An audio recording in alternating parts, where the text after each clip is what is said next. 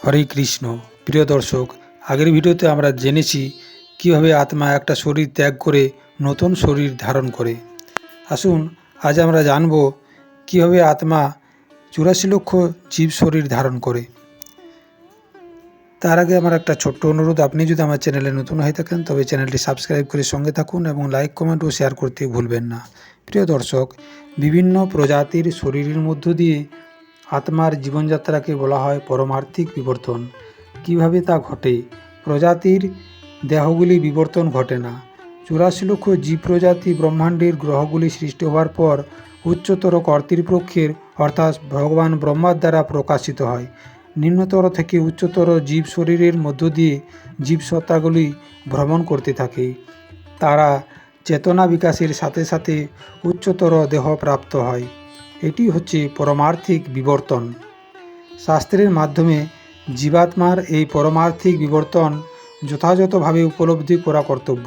স্বরূপতঃ জীবসত্তা হচ্ছে একজন জড়া প্রকৃতির চিন্ময় জীব, কিন্তু যখন সে জড়জগৎ ভোগে উন্মুক্ত হয় তখন সে জড়জগতে অধঃপতিত হয়। এরপর সে জলচর, উদ্ভিদ, কীটপতঙ্গ, পাখি, পশু প্রভৃতি লক্ষ লক্ষ প্রজাতি শরীরে জন্ম এবং মৃত্যু ভোগ করতে থাকে। শেষে মানব দেহ লাভ করে ও শাশ্বত জগতে ভাগবত ধামে ফিরে গিয়ে আপন নিত্য স্বরূপে অধিষ্ঠিত হওয়ার সুযোগ পায়। এই সুযোগের অপচয় করলে পুনরায় নিম্নতর প্রজাতি দেহে অধঃপতিত হতে হয়। অর্থাৎ চেতনার বিবর্তন অনুসারে জীবাত্মা উন্নততর শরীর লাভ করতে থাকে। মানব শরীর কেবল ভগবত উপলব্ধির জন্য, আত্মজ্ঞান লাভের জন্য, পশুদের অনুকরণের জন্য নয়। তাহলে বিবর্তনের বিপরীত পথে আবার পশুদেহ কিংবা উদ্ভিদ দেহে আবর্তিত হতে হয়। বিভিন্ন জীব প্রজাতির মধ্যে মানব প্রজাতিতে দেহলাভ এক দুর্লভ সুযোগ। ভাগবত চেতনা লাভের দ্বারা এই সুযোগের সর্বোত্তম সদ্ব্যবহার হয়।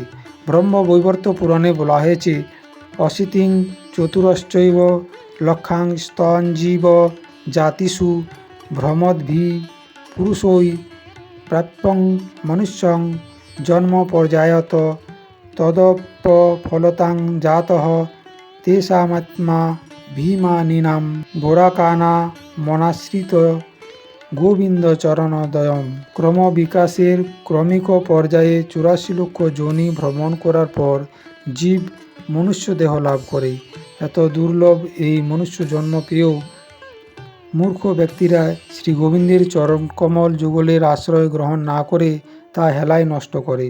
পদ্মপুরাণে বলা হয়েছে, জলজা নবলক্ষানি স্থাবরা লক্ষ বিংশতি ক্রিময় রুদ্র সংখ্যকাঃ পক্ষিণাং 10 লক্ষানি পশবঃ ত্রিংশ লক্ষানি চতুর্লক্ষানি মানুষাঃ।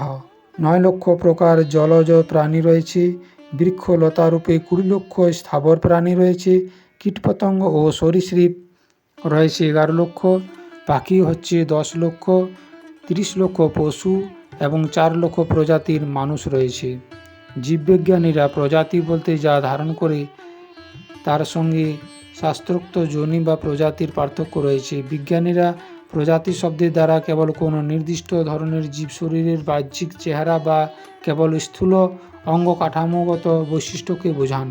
বৈদিক শাস্ত্রে এই বিষয়টি নির্ধারণ করা হয় জীবের চেতনার স্তরের ভিত্তিতে। দৃষ্টান্তস্বরূপ, জীববিজ্ঞানীদের মতানুসারে মানুষ কেবল একটি প্রজাতি। পক্ষান্তরে বৈদিক শাস্ত্র অনুসারে 4 লক্ষ প্রজাতির মানুষ রয়েছে। অন্য কথায়, চেতনার বিভিন্ন স্তর অনুসারে 4 লক্ষ পর্যায়ক্রমের মানুষ রয়েছে। চেতনার নিম্নতর অবস্থায় একটি জীবসত্তা মানব দেহে অবস্থান করেও প্রায় পশুদের মতো আচরণ করে। আরেকটু উন্নত স্তরে তার চেতনা একটু বিকশিত হলে সে হয়তো তার নিজ স্বার্থের ক্ষুদ্র গণ্ডির বাইরে এসে তার পরিবারের স্বার্থের কথা ভাবতে থাকে। পরিবারের সদস্যদের সুখের জন্য ত্যাগ স্বীকার করে। আরও উন্নতর স্তরে সে তার গোষ্ঠীর মানুষের কথা, তারপর তার রাজ্য ও দেশের মানুষের কথা চিন্তা করে। তারপর চেতনার উন্নতর অবস্থায় সে হতে পারে একজন মানবতাবাদী, বিশ্ব মানবের কল্যাণব্রতী।